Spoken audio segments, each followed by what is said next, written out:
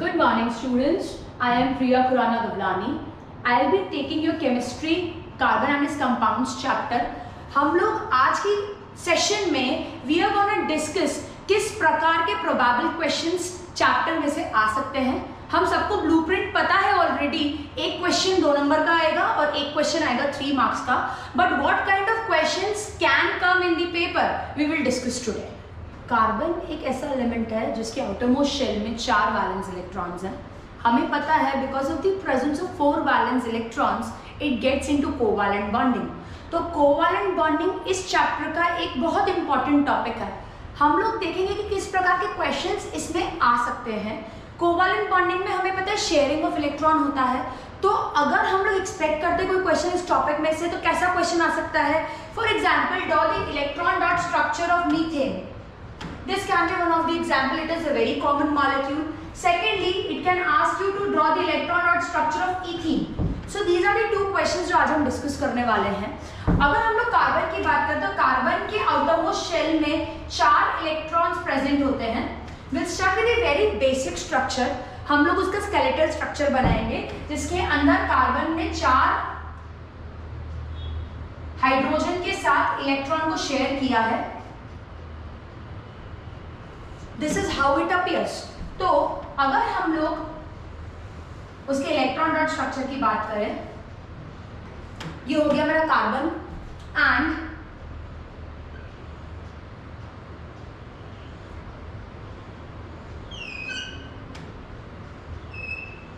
This is how it will share the electrons with hydrogen. तो अगर मैं इसका स्ट्रक्चर बनाना चाहूं तो carbon will form 4 bonds with hydrogen. This is the electron dot structure of methane. Next we are going to the next example, that is ethene. ethene के अंदर हमको basic skeletal structure बनाते आना चाहिए कि यहाँ पर 2 कार्बन एटम्स हैं and जो 4 हाइड्रोजन एटम्स हैं वो इस तरीके से अरेंज होंगे.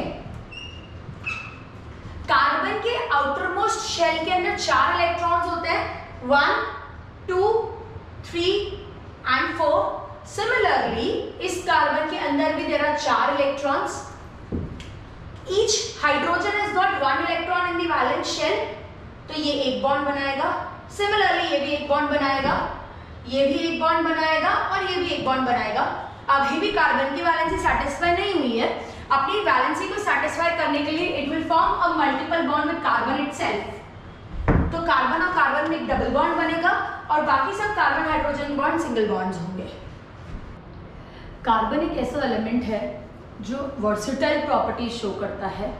उसकी इन यूनिक प्रॉपर्टीज की वजह से carbon forms 1000 of this compounds and पूरी organic chemistry is based upon carbon and its compounds. हम लोग यूनिक प्रॉपर्टीज की बात करते हैं. Catenation, tetravalency, allotropy, isomerism, small size of the carbon. हमको पता है कि ये सारी प्रॉपर्टीज तो ये यूनिक बिहेवियर के लिए रिस्पॉन्सिबल है. But what kind of questions will come in the paper. अगर मैं टेट्रावैलेंसी की बात करूं तो टेट्रावैलेंसी मतलब कार्बन जो है वो एलिमेंट 4 वैलेंसी शो करता है. But neither it forms C positive 4 positive, neither it forms C4 negative. It gets into sharing of the electron. Why does carbon not form C4 positive or it doesn't form C4 negative. This can be one of the question जो आ सकता है. तो इसका answer ये रहेगा कि carbon 4 positive इसीलिए नहीं बना सकता क्योंकि उसको 4 इलेक्ट्रॉन निकालने के लिए बहुत एनर्जी लगेगी जो नॉर्मली अवेलेबल नहीं होती है. So it is not able to remove, we are not able to remove this 4 electrons from it. Also it is not able to accept 4 electrons क्योंकि इसमें ऑलरेडी खुद के 6 इलेक्ट्रॉन्स हैं. 4 इलेक्ट्रॉन और आने से nucleus will not be able to handle those 4 more electrons. तो वो नए 4 इलेक्ट्रॉन्स को नहीं अंदर आने देता है. तो उसके पास एक ही ऑप्शन बचता है कि या तो वो शेयर करे. तो शेयरिंग ऑफ द इलेक्ट्रॉन की वजह से it forms a large number of covalent compounds. ठीक. If you talk about allotropy, allotropy is again another unique property of carbon. It is, इसकी डेफिनेशन पूछ सकते हैं. What is allotropy, what are different forms of carbon, what are different allotropes of carbon. तो हमें पता है कि diamond and graphite are the 2 allotropes of carbon. तो एलोट्रॉपी की डेफिनेशन ये रहेगी कि एक केमिकल एलिमेंट जो एक से ज्यादा फिजिकल फॉर्म्स में एग्जिस्ट कर सकता है, जिनकी फिजिकल प्रॉपर्टीज अलग अलग होती हैं पर जिनकी केमिकल प्रॉपर्टीज सिमिलर होती हैं. फिजिकल प्रॉपर्टीज एज इन अगर मैं ग्रेफाइट की बात करूँ तो graphite is a very good conductor of electricity, but अगर मैं यही डायमंड की बात करूँ diamond is a poor conductor of electricity. Similarly if I burn graphite and if I burn carbon, तो इफ आई बर्न डायमंड, तो है तो दोनों कार्बन ही ना, तो बर्न करने पे दोनों ही कार्बन डाइऑक्साइड बनेंगे, तो इनकी केमिकल प्रॉपर्टीज सिमिलर हो जाती हैं. तो this can be one of the thing that can be asked. अगर हम लोग आइसोमेरिज्म की बात करें तो आइसोमेरिज्म एक प्रॉपर्टी है. Isomers are the compounds which are having same molecular formula but different properties. तो different properties का reason कुछ भी हो सकता है. It can be due to their structures, it can be due to their arrangement. तो अगर हम लोग 10th लेवल की बात करें तो आइसोमेरिज्म के अंदर हमें किस प्रकार का प्रोबेबल क्वेश्चन पूछा जा सकता है. For example it can ask you to draw the isomers of C5H12. C5H12 जो है वो पेंटेन है. पेंटेन के पॉसिबली 3 स्ट्रक्चर्स हैं. वन, एक स्ट्रेट चेन मॉलिक्यूल जिसके अंदर हम लोगों ने सारे कार्बन को स्ट्रेट चेन में रखा है और इन सब पे हाइड्रोजन लगाया हुआ है. Another can be a molecule in which हम लोग एक कार्बन को इधर रख देते हैं. This is a 2-methyl butane. Again इसका मॉलिक्यूलर फॉर्मूला पहले वाले मॉलिक्यूलर फॉर्मूला से सेम है. हम लोग को मॉलिक्यूलर फॉर्मूला हमेशा चेक करते चलना है कि मॉलिक्यूलर फॉर्मूला गलत तो नहीं हो रहा है, क्योंकि जब तक मॉलिक्यूलर फॉर्मूला सेम नहीं होता वो आपस में कोई आइसोमेरिक रिलेशनशिप शो नहीं कर सकता है. So this is another molecule with the same formula. This is called as 2-methyl butane. The third can be neopentane और 2,2 dimethyl butane. तो इसके अंदर भी हमारे पास मॉलिक्यूलर फॉर्मूला सेम बन रहा है बट इन तीनों के स्ट्रक्चर्स अलग अलग है. सो we have 3 isomers of C5H12. The first is N-pentane, the second is isopentane and the third is neopentane.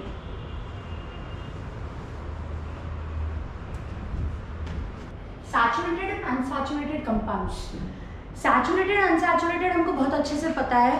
वो कंपाउंड जिसके अंदर सिर्फ सिंगल बॉन्ड्स प्रेजेंट होते हैं वो सैचुरेटेड कंपाउंड्स कहलाते हैं.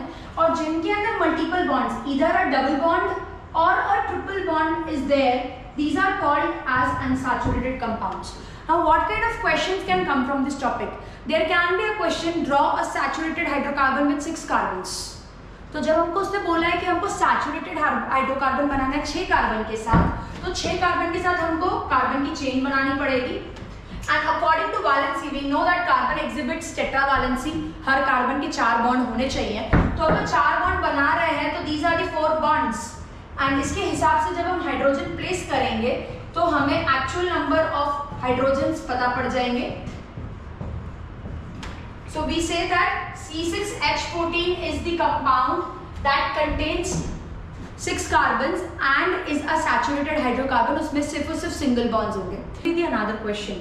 Draw a saturated cyclic compound having 6 carbons. So we know that एक cyclic compound जो होता है उसमें एक ring formation रहती है. So this is a ring of the 6 carbons जो मैं बना रही हूँ. अब क्योंकि इसमें बहुत क्लियरली हमको मेंशन किया that we have to draw a saturated structure, तो हमको सारे कार्बन पर अकॉर्डिंगली हाइड्रोजन प्लेस करने हैं. सो हर कार्बन पे 2 hydrogen, so the molecular formula becomes C6H12. So this is a saturated hydrocarbon. Another type of question that can be asked is, you are given 2 molecules, for example C2H6 and you are given C2H4. वो पूछ सकता है कि इनमें से कौन ज्यादा reactive है. हमें पता है कि जो अनसैचुरेटेड हाइड्रोकार्बन होते हैं वो ज्यादा रिएक्टिव होते हैं सैचुरेटेड हाइड्रोकार्बन से. C2H6 is a saturated hydrocarbon क्योंकि इसके अंदर जितने हाइड्रोजन की रिक्वायरमेंट है उतने कंप्लीटली प्रेजेंट है. If I talk about C2H4 में मल्टीपल बॉन्ड आ रहा है, hence because of the unsaturation it becomes more reactive. Homologous series, we all know that homologous series is a series of compounds जिसमें हमारे पास functional group fixed होता है and each members differ by CH2 unit या 14 mu. If I talk about one of the molecule for example CH4, अगर मुझे इसका next member बनाना है तो इसका नेक्स्ट मेंबर हो जाएगा C2H6 क्योंकि there is a difference of CH2 या 14 mu. What kind of questions can be asked? First of all, the definition is important. The definition can be asked. Secondly, we can be asked the characteristic of homologous series. क्या characteristic होती है homologous series की? हमें पता है कि homologous series में हमेशा फंक्शनल ग्रुप सेम होना चाहिए। एक अल्कोहल कभी भी एक एसिड के साथ होमोलॉगस सीरीज में नहीं हो सकता।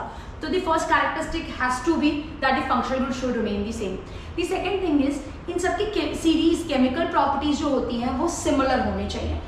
जो मीथेन की केमिकल प्रॉपर्टीज हैं और जो इथेन की केमिकल प्रॉपर्टीज है वो सिमिलर होनी चाहिए। So this can be the second characteristic. Or you can be asked a question. For example, you have been given a general formula of CnH2n plus 1OH, and you have to predict the fourth and the fifth member of this series. हमको इसके fourth और fifth member बताना है कि वो कौन होंगे। तो it is very simple. If you are talking about the fourth member, इसका मतलब है कि हम n की वैल्यू को 4 रखेंगे यहाँ पे। So will write C4H, 2 4s are 8 plus 1 9OH. So butanol is the fourth member of this series. If I talk about the fifth member, we'll keep n to be 5. C5, H5 is 10, 11, OH. Pentanol is the next member of the series. So these are the questions. You can be given a general formula as this is the general formula. What is the to which series does it belong? तो हमें पता है कि alkene का general formula होता है। It can ask you what is the fifth and the sixth member of this series called. So this can be the kind of questions that can be asked from this topic.